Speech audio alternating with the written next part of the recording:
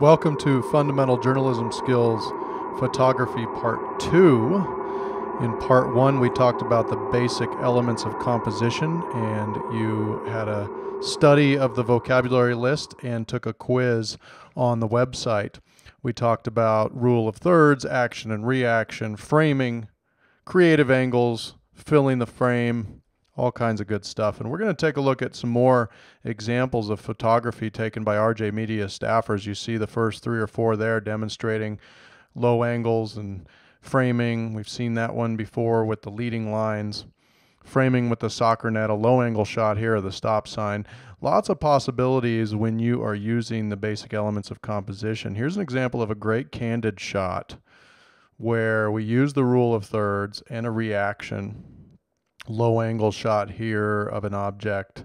This was used as a cover of one of the magazines.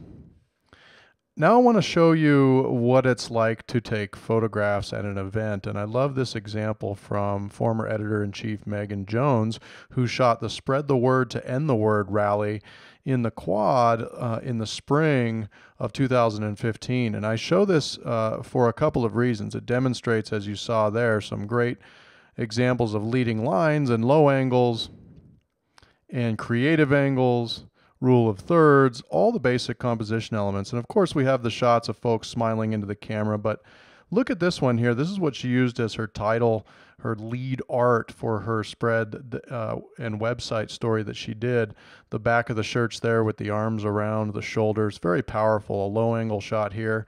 But I show this because it demonstrates how well she got around at the event, on one knee, down on her stomach at times, up on a table. And look at the action and reaction. Look at the faces of the people involved in the event, the participants and the students. Talk about capturing the emotion of an event, and that's what photography is all about. And you can't do it by standing in one place. This is certainly a great example of getting around, being in the event, and getting a variety of shots using those basic elements of composition, which you get used to after being a photographer for some time. Low angle reaction shot here that I love. Really good photography that captures the storytelling of an event, and along with great captions, whether it's in the magazine or on the website or even pushed out in real time through social media. A great framing shot there with other photographers in the background.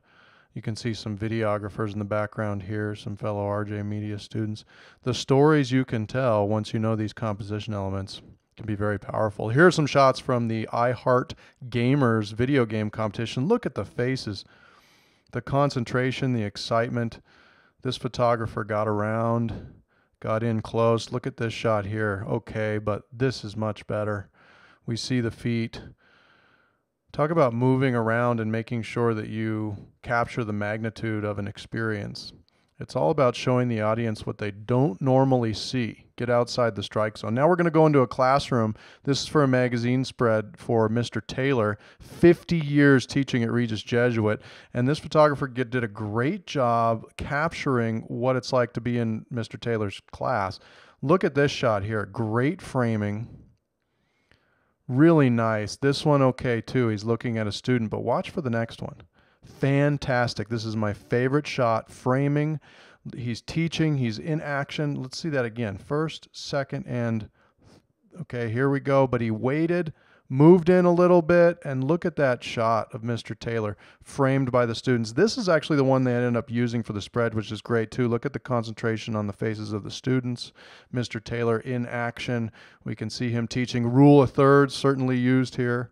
Really good stuff. Here's some sports photography from former sports photographer Jackson Burkhalter. Balls, faces, feet. Love this shot here. Look at the repetition of shapes. Hey, there's me. I really like this shot. I wanted to get in it. I liked it so much. Look at this great hockey photography as well from Burkhalter. We see the puck. We see the concentration. We've seen this before. You saw a couple of these in Photography Composition Part 1. Some good action shots, focusing on that shutter speed. And then, of course, the reaction shot that you saw already. Can't stress enough how important it is to keep that camera going and go all the way through, because the reaction is sometimes just as important, if not more, than the action. Here's some shots from inside Father Steele's office, some environmental portraits. A low angle shot there first and then a high angle shot. I love these creative angles. They didn't end up using either of these shots for the spread. I'll show you the one they used really shortly when we take a look. But now I want to go to a magazine, RJ Media magazine, that was produced. I love this first shot here. Now when we open it up, you can see it kind of doubles. Just wanted to show you that. And that's not the photograph itself, but when we look at the PDF, it doubles. But look at this shot about a DJ who runs the DJ club and who's passionate about making music on his own. And I love the low angle, the action on his face. This is a great environmental portrait. And even the one on the second-hand page of the spread where he's showing somebody else how to do it, they're concentrating. We're getting those candid framing, low-angle shots, all of those composition elements used to tell a story. Let's go through this magazine and take a look at a few other examples of great photography. There's a profile with a portrait done in the studio. Very nice. Here's the one they ended up using for Father Steele on the left. I really like this, a low angle shot. He's working, concentrating at his desk there. Here's some other studio portraits on equestrians. And then we see an environmental portrait of Maggie Sayers with her horse there in the middle. But really nice. Sometimes portrait photography in the studio can work really well for a magazine or even an online piece.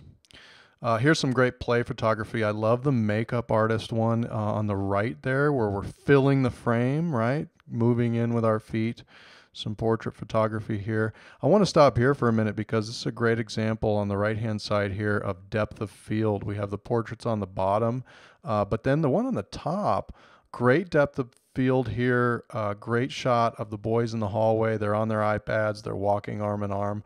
Way to capture what it's like during a passing period. A couple more staged environmental portraits here. And then this is fantastic. And I love that these are side by side because environmental portraits can be so powerful in telling a story. We have the one on the right on the exchange student done in the studio, a nice portrait. But the one on the left on Mrs. Larson is an environmental portrait. She's in her classroom. Remember, an environmental portrait is where they usually are, and that's such a powerful shot. Here are a couple more nice portraits, but would be even better if they were in their environments. Thank you for joining me for Fundamental Journalism Skills Photography Part 2. I hope you enjoyed those examples. Next up, you're going to do a critique on some photos to show me that you know these skills, and then we're going to get out and do journalism. See you next time.